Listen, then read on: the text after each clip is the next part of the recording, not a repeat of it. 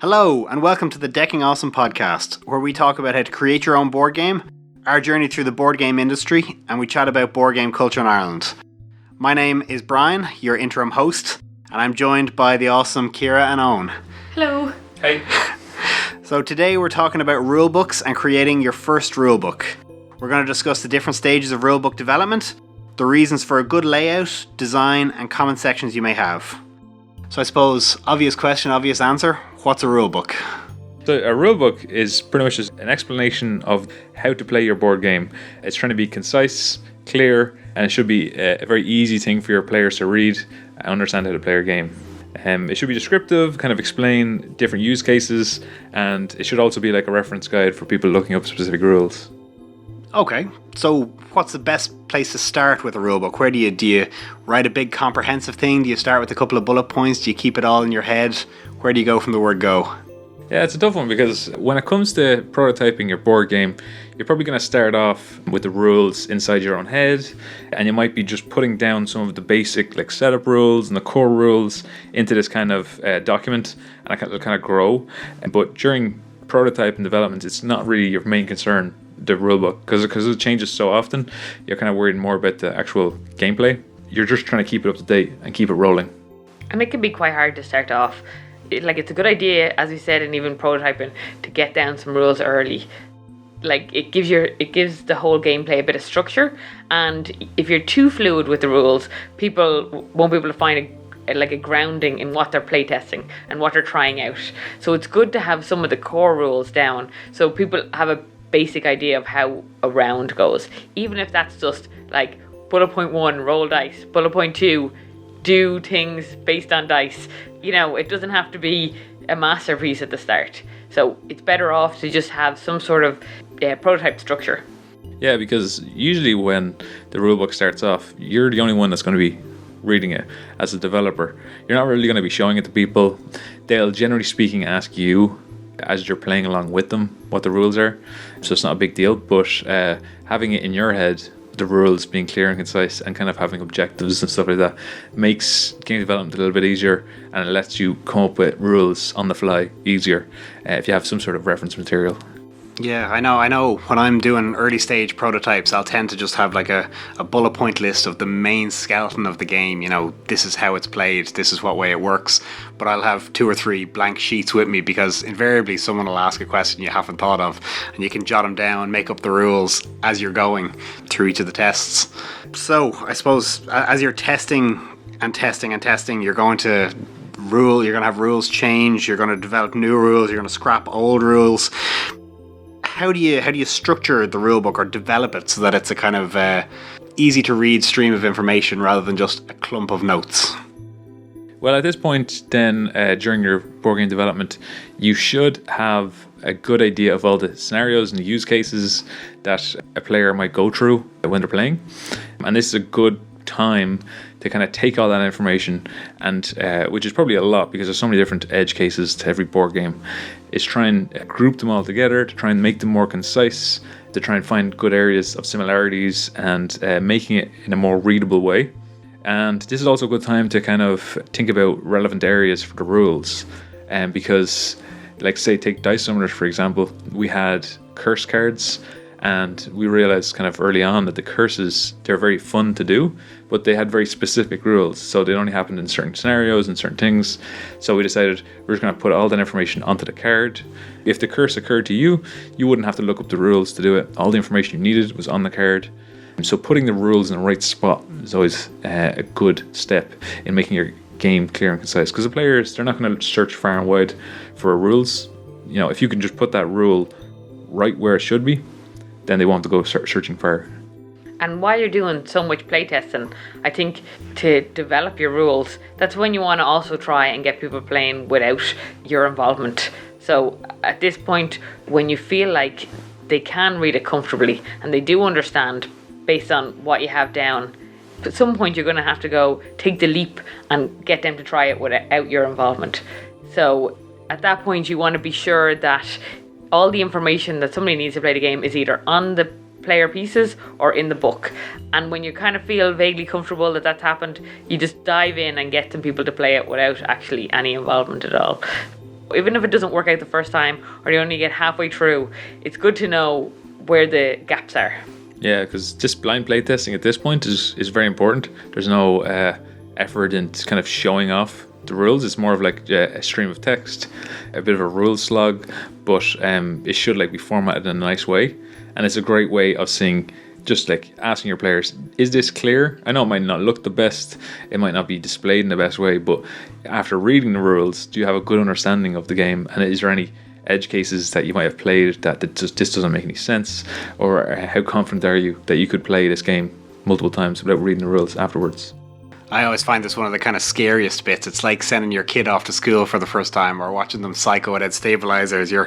You're basically sending the game out by itself to a group of people. You're not there to help them or correct them. You need to have the rules talk for themselves, be able to explain the answers, and anything they're puzzled about they should easily be able to find either on the cards, in the rule book, or by discussing it amongst themselves. And you're kind of sitting there in the back nervous going, oh, will they figure it out? You want to jump in, but you know they need to do it themselves. A lot of times when we do the blind playtesting, we see people converse about rules and rule decision, and they might all come to an agreement that's correct. But if you see them having a conversation about how to interpret rules, that's a good indication of something you should clear up.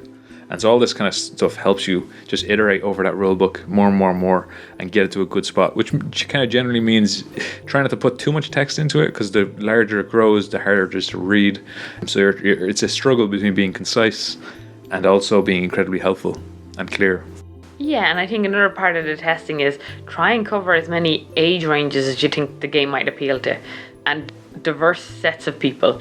People who may have played lots of board games, people who haven't played a lot of board games, young kids. So we found that young kids playing our game, they can play it quite differently to grown-ups because their attention span for detail on rules is a lot lower than adults.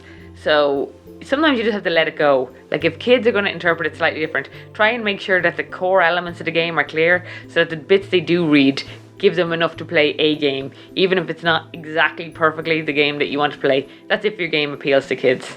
There's an interesting point there talking about different groups that you're trying to reach. Like if you're planning on taking this game internationally, making it language neutral, you have to balance between putting rules on cards or on mats or whatever it may be, and just putting it all in the rule book. Obviously it's going to be cheaper for you to make the game if you just have to print different rule books and not different cards for every language. Balance there is always a tricky one. But I suppose once you've got all the rules in the right place and you've managed to condense them down as simply as possible so it's easy to read, where do you go from there? What's the next step? So now you need to start thinking of the rules from an outside viewpoint. Yeah, the person who's going to be buying this off a shelf, who's never played it before, who has to be able to read it and understand it completely without phoning you to ask you what to do. So you want to make sure that the pieces actually match up with what's in the rules, and that so when they open the box it doesn't feel quite so daunting as well. And you want to bring it together. So in our case we wanted to tie it together with the actual content of the box. So the monsters and creatures that you might see, want to start bringing them into the rules and add the thematic streams that travel through them. This section takes a little bit more time when it comes to like layout and design and artwork. You're trying to add the whole theme of the game into the rule book and make it kind of one cohesive piece. And you're at this point you're considering fonts, you're considering locations of artwork, whether you should have little caricatures through the rule book, and whether you want rules or like artwork to kind of appear alongside text, or you want just like an intro cool battle sequence. So this is the time we're going to start thinking about how much artwork you need and where you want it to be and what kind of theme you want it throughout the rulebook. So layout and design is very important in designing a rulebook. Obviously you don't just want 6 pages of a block of text because no one's going to start reading that and stay awake till the end. So what kind of tips, tricks, how do you lay it out or design it in such a way that it's interesting to read but also easy to read? Well, we had a designer, Kato Moore, who was your sister. She was really good with figuring out the layout design of the content. Shout out to Kate as well, who listens to this podcast. Hi, Kate. Hi, Kate. She had some great ideas, especially when it comes to like iconography and thematic backgrounds and fonts, and that helped give a really great and clear work through of the rulebook. Having that kind of talent really helps make things consistent and easy to read. So we started out with a set of icons that we thought were reflective of the game, and I guess she worked through them with us to make them all in a consistent style so that they reflected exactly what was going on, but they kept with the theme we had in our minds. Putting them carefully in the rule book and not just scattering them about the place was a really important part of it. So when you needed the icon, or when you needed to match the icon back to the cards, you could see them there in the rules. When you had the word down, or when you had the piece down, it's like, put out these tokens, have the symbol that's on the tokens in the sentence so that people know they can match those symbols, and that just makes it a little bit easier for them to understand, because there's a lot of pieces in our game and it can be a little bit overwhelming when you just throw them out of the box. So you want to make sure that people can link things back to each other and back to the rule book. Yeah, which also helps with things like language independence and stuff like that, because if you can just have icons, people aren't even really reading the cards anymore, especially when it comes to dice summoners. You just look at the red site and you know it's a drain. You don't really have to worry about it too much. That kind of translation of like rules to icons can get people at the start, but if it's nice and clear and concise, they just learn it once and then they understand those icons straight away. And the icons should be usually pretty obvious. We have like a shield, which is like defense, and a sword for attacking. So, don't go crazy with like trying to be like cool and different. Having the standard icons and making them look kind of thematic and relevant to the game, that's all you need. Yeah, and it makes it easier for people to understand. People like it when they're familiar with some of the pieces. They like it when they know that a shield means defense. It means that they don't have to relearn a whole new language just to play your game. I know here in Ireland anyway, we have a board game designers Facebook group where some designers will share pictures of their rule books and the layouts and how they look, and they can get feedback from other designers, which is great. It's brilliant. It can help you really make a rule book flow. I'm assuming there's plenty like that around the world, or if you have designer friends that you can hit up who are willing to help you out. Always pay your artists, kids. They don't like to work for free. Yeah, because it can be tricky. The rulebook is something that kind of is often overlooked, and you can get really into deep kind of interesting challenges when it comes to the rulebook, and making it, instead of it just being a wall of text that just overloads the player with too much information, it's always good to like think of cool and new ways of giving people information without kind of overloading them. Yeah, it's a fair point that a good or bad rule book can make or break a game sometimes. If you're really excited about a game and you open up the rules, it doesn't make any sense, you can't figure it out, you've reverted to the internet where everyone's saying the same thing, I don't know what's going on. Are you going to be that inclined to play it? Or you get halfway through a game, which has happened to us, and it's had left or right on the rule book, and we've literally haven't been able to finish the game because there's no which way it's forward. So we couldn't figure out from that which way was left and which way was right. So you really want to make sure that you're going from the person who's playing's perspective. If you're going to have something like left or right, make sure it's clear from the game board what left or right refers to. Yeah, and so there's a recent trend for looking up rules, which is using YouTube kind of tutorials. So that's kind of getting more and more popular. So I think always having a companion piece to that kind of helps out a lot, because people consume rule books in different ways. As you play more and more board games, you realize that they're all kind of very similar, and there's a kind of a style to reading them.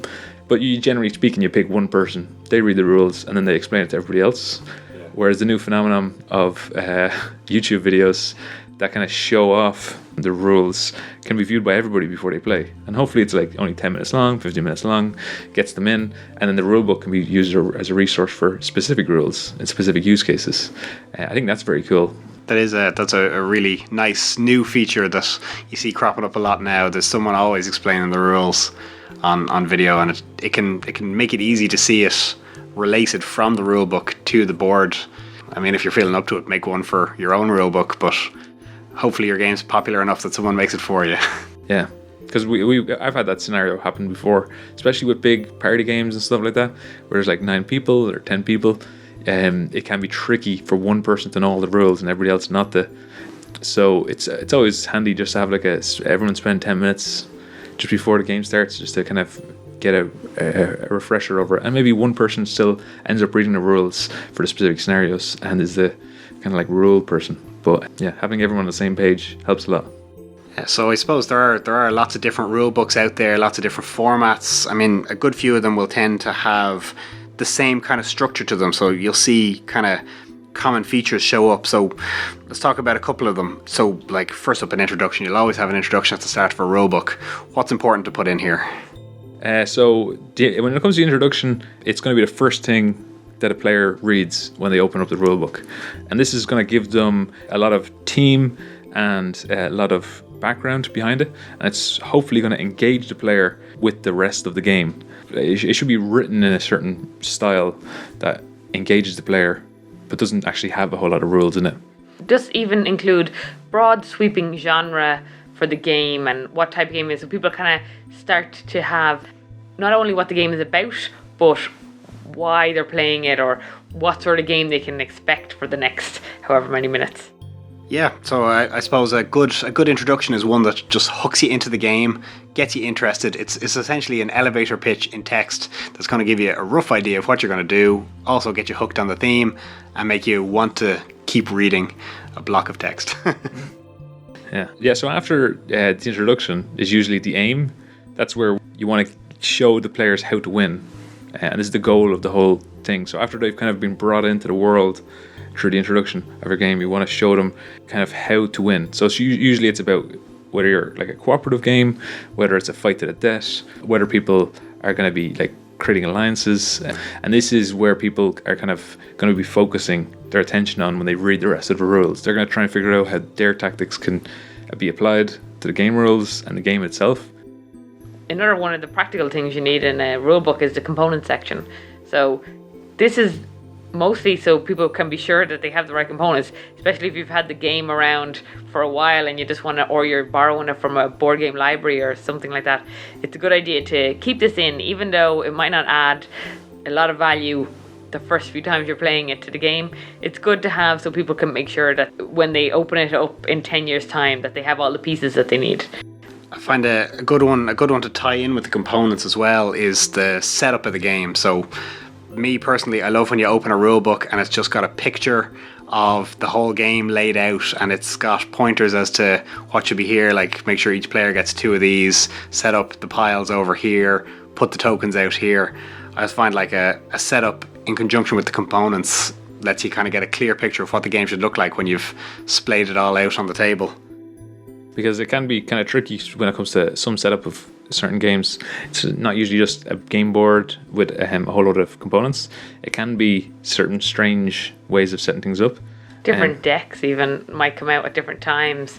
You want to know where you start first, or how many pieces you have of everything, or if they're supposed to be in a big pile on the game board, or if a person should have 3 of them or 5 of them.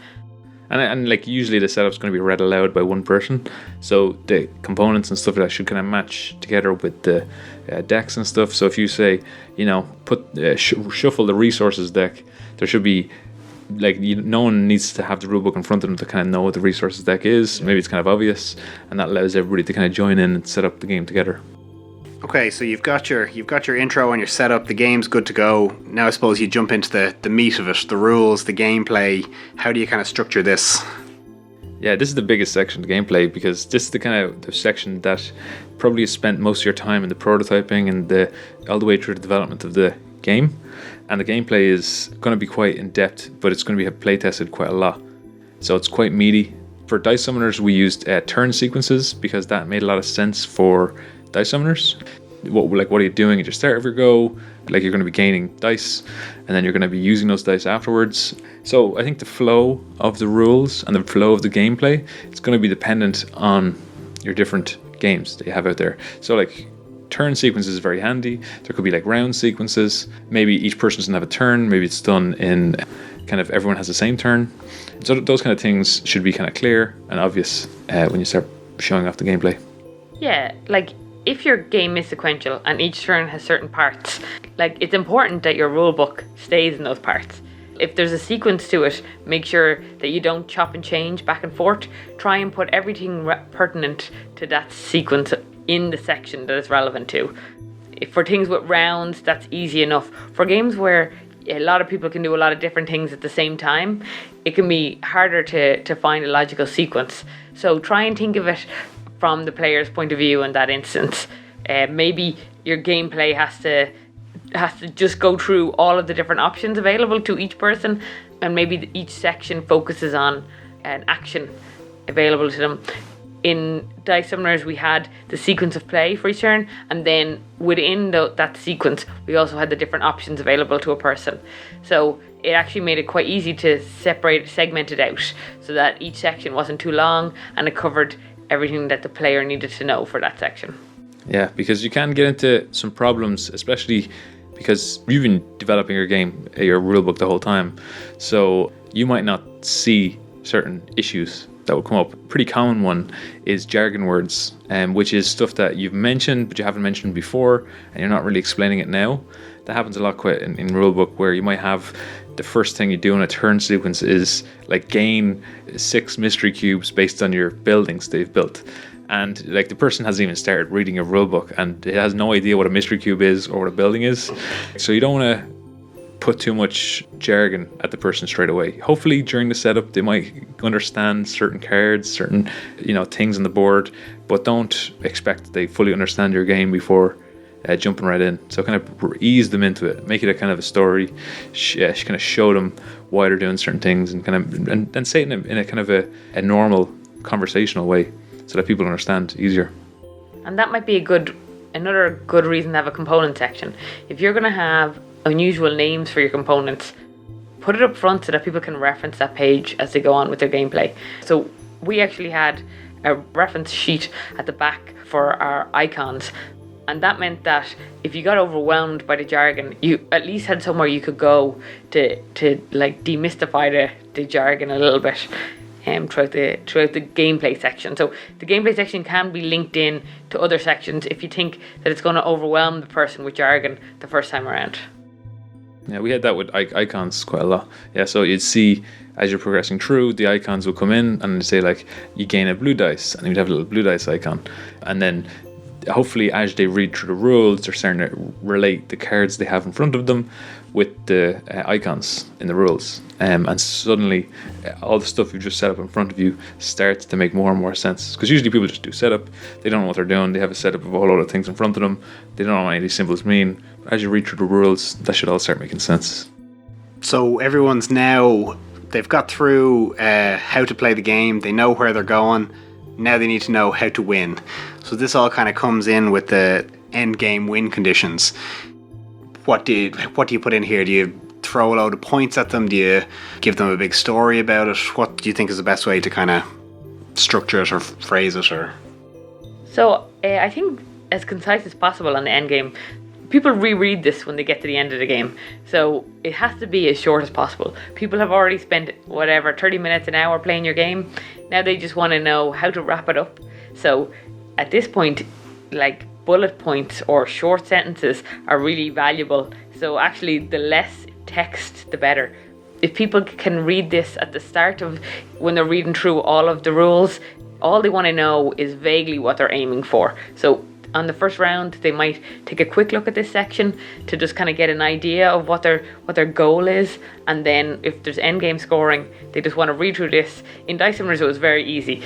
One person has no health, then you're the winner. Right, yeah. Yeah, I think it depends heavily on the board game you're actually writing the rules for. So things like Euro games, where there's lots of endgame scoring to determine who the winner is, that can be quite heavy and dense, and it's good to keep that quite clear and concise, because people in Euro games will want to read the endgame scoring at the start to make sure they know how to capitalize on the best options for them and their style of play. Yeah, but like you said, Dice Summoners, I think it was 2 lines. Yeah. If you have no health, you're gone. The other person wins. Yeah, pretty straightforward. But it's still an important 2 lines. Like, the game doesn't work without knowing how to win. So what about a thank you? I know some rule books like to throw in a credit, some don't. Where do you guys stand? Yeah, we definitely have the credits to kind of show off your love for the artists and designers, and also kind of show off who've helped you along the way, such as your Kickstarter backers and any supporters you have along. It's just a kind of a place to say who was a team behind this that kind of brought this game to life, and it's very nice to have that in the back. Yeah, so I know some Kickstarter campaigns, they include all the playtesters that they've had. So we've really struggled with that one because both Garden of Bees and Dicemers have been playtested by hundreds of people. And when it gets to hundreds of people, it can be quite hard to fill a booklet. Like, we got loads of help from just members of the public at the UK Games Expo. We playtested it from like 9 to 6 every day over the UK Games Expo. Every 20 minutes we had a new group in playing it. And our board game maker group in Dublin was fantastic. They let us play the game several times there to cover it, and they all had a lot of input into balancing it and making sure the game didn't last too long. I suppose our problem was, while we'd have loved to put all of their names in the credit, like some of the Kickstarter backers, it was just so many years we play tested it over that it can be a little bit impractical. So while you might really want to do things, you kind of have to be a little bit practical too. Owen play tested in Montreal Dice Summoners for some of the festivals over there and with the board game maker groups over there. So between that and the Irish playtesting, and there's 3 of us, so it can be just quite a massive list. So we tried to put in just a thank you to the people who had helped us, because we really appreciate it, but we didn't probably have quite the space to put in every single name. So do balance what you can in the credits, but try and remember everyone who was involved. Yeah, because I think when it comes to artists and designers, they definitely need to kind of be shown off in their own special way. There's a recent trend at the moment for putting artists and designers in the front of the box instead of just the company or the game designer, and I think that's fantastic. So usually I'll have like who designed the board game mechanics, who designed the layout and the artwork, and then who did the actual artwork themselves. Those are the kind of 3 things at the moment that kind of show up in the front, and I think that's great because board games are not only like have mechanically strong games, but they're also beautiful to look at, a lot of them. So you'll have these beautiful games coming out where the artists have poured such time and energy into them to make it look really streamlined and beautiful, and I think that's a really great kind of combination, and showing that off is very important. Yeah, definitely. It's always nice to give credit where credit's due. So I suppose that's the meat of your rule book. You've got your intro, you've got your rules, you've got your end game. There's always a few extra sections depending on the game you're playing or what the version is or how complex it is that, people like to include. Me, I love a sample turn. What's the best way to include a sample turn in your game? Is it even needed? Should people be able to figure it out from the rules? Yeah, it's tough. It's tough because sample turn these days are kind of the YouTube video online, and that's them showing you a playthrough of the game. They are kind of useful if your game has such very specific use cases and very specific rules where certain things combo off each other, and it might not be clear in the rules whether, like, how does this thing combo off this thing, and a sample turn can really show off that and explain in detail what the flow of a simple turn would look like. But the problem with sample turns obviously is you're not going to be able to explain every edge case and every use case, so you have to weigh it up with the cost of doing loads and loads of different sample turns versus putting in more information to help the rules. But I think it's a case by case basis to put it in. Yeah. And I think that it can be quite text heavy in a sample turn, and if you're adding all that, the people who read the rulebook thoroughly, that's going to add a lot of text for them to read. Because you do have different styles of people. Some people will kind of look at the headings, get a gist for the paragraph, and then they'll skip on. And other people will read the rule book from the first page to the last page. So you want to make sure that the first page to the last page is in 100 pages as well. So what other kind of things would you kind of optionally put into a rule book? There's one that we put in for Dice Summoners, which I quite liked, which was the special rules. And that was a section in the back that went through the numbers of the game. So it talked about, like, you can only have 6 creatures and you can only have 1 curse and that kind of stuff, and that helps the players use it as a reference manual to kind of open it up. They go to special rules and then see it's there, and that prevents them from having to read through a whole lot of gameplay and different turn sequences to find the information. So that kind of helps a lot, because otherwise you take the special rules and you put them into the gameplay section and then have it explained there, and that is kind of useful. Problem is, people who are reading the rulebook, they're not skimming, but they're not going to remember everything after reading the whole rulebook. So you're better off just putting it where that they expect it to be. Another section that we have tossed and turned over is the variants of the game. I think we added and removed it from the Dice Summoners rulebook, and we definitely added it to the Garden of Bees rulebook as well. This is variants on the game, maybe house rules that some of our playtesters would have come up with, or rules that we changed to play with if we'd been playing it like 10 times a day. So this can be kind of a hard one, because you really put a lot of effort into making the rules the most balanced set of rules that you can possibly have. They are the rules that you think the game works best with. But after having played it 50 times, maybe you're sick of those rules and you want people to feel like some variants will add a lot to the gameplay, give it a different style, maybe it won't be as balanced, but are still really enjoyable. So in some games it fits in nicely, especially a game that's very short and you're going to play a lot. Whereas in other games it can just add a lot of extra pages to the rulebook that maybe for people who are just going to play it once in a while, it's too much. So we've had kind of different situations on this. Sometimes we've decided to put it on the website. So we have variants on the website, or a quick play variant that's both on the website, and we hand out as a supplement to the rules. But this one it depends on the game really. In the rulebook, we have a thing called deck set variants, which certainly add a lot of value to the rules. That's more of an official kind of variant that we like to put into the rulebook. The variants will always give the player more value for their money when it comes to the board game. You also have to be kind of worried that if they do the variants, like Kira said, it might not be balanced and they might not find it's the style of game for them, because you can ruin a game by putting in a variant that isn't correct or doesn't work, or the rules are broken, and you don't want someone halfway through playing a game using a variant that doesn't work, and then because they feel like they've wasted their time with it. But so we like to playtest our variants very strongly, just like we playtest the main core game. But simple rules like the deck set variant rule book is very easy to implement, and it's kind of part of Dice Summoners, just because like all deck building games, it's easy to create your own set of cards and create your own deck. And so obviously ours is kind of like a tableau in front of you rather than a deck, but it's the same principle. I think one of the sections that wasn't necessary but that we added into the Dice Summoners rulebook that I particularly loved was the lore section, where we kind of explained the background of the creatures. Now, I'm not a writer. I know you guys took a crack at this. So do you want to talk us through the lore section we had in the rules?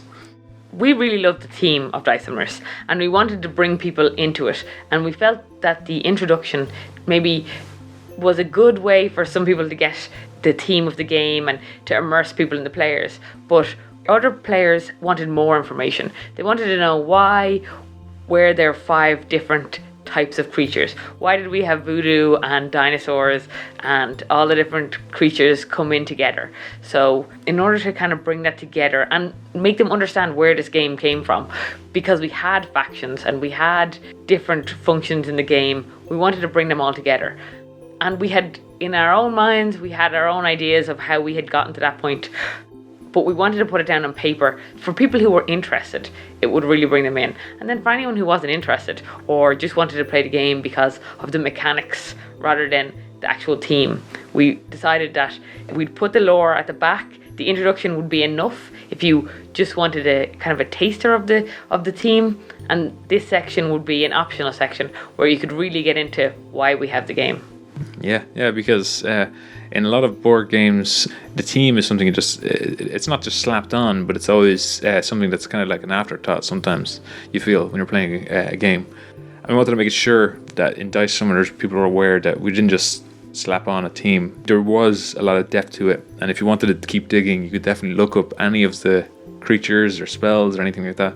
You can even just Google it, and then you can find out more information about it and where that mythology comes from, because the whole Dice Summoner is very based in mythology.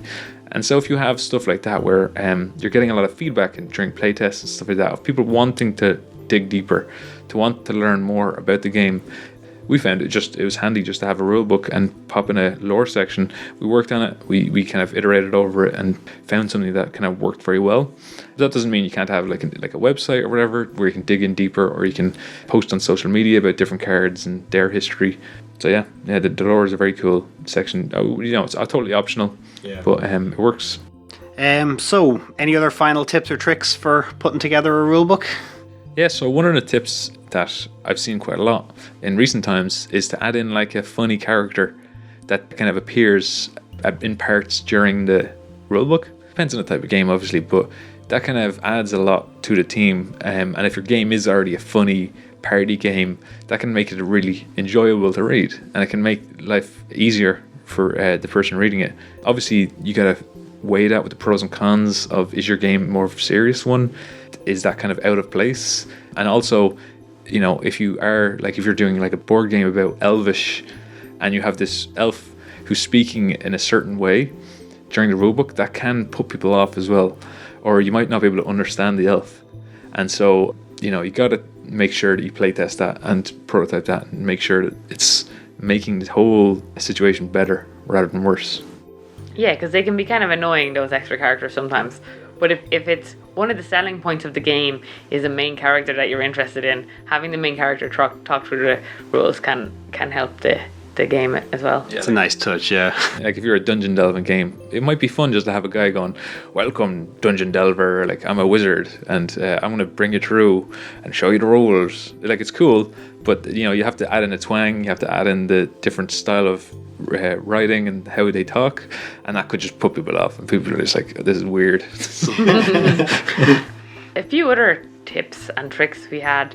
So I suppose one of these came from the work Kate did. Try and break up the rules rather than being plain blocks of text.